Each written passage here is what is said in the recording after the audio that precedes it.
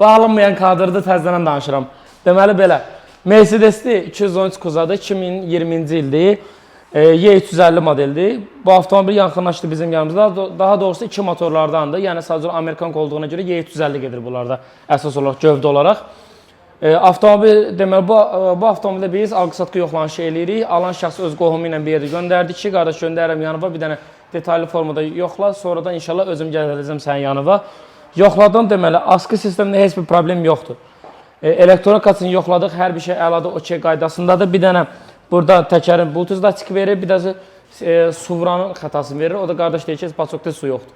Yəni, ən böyük qlobal problem budur. Yoxlamışıq. Bundan sonra elektronikada heç bir problem yoxdur. Yürüyüş məsafəsi, probek əsas odur, orijinaldır.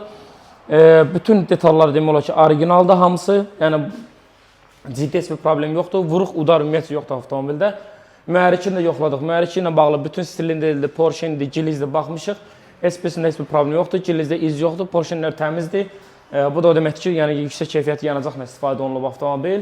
Salon interyerindən tutmuş, askı sisteminə qədər hər bir şey yoxlamışıq. Tam ideal qaydasındadır. Əsas məsələ turbo və vanus problemi olur bunlarda və sağ ol. Vanusda deməli iz yoxdur. Daha doğrusu vanusda da iş getməyib. Germetikası da yerindədir. Zavod germetikası, yürüyüş məsafəsi 133 min kilometrdədir və heç bir də sepində səs yoxdur. Bir sözlə maşın idealdır. Allah alana da satana da xeyirlisini versin inşallah. Belə maşın gəlib bizi tapmır, biz belə uduz verib düşəndə alaq eləyək. Xeyirli olsun qardaşım. Sağ ol, çox sağ ol.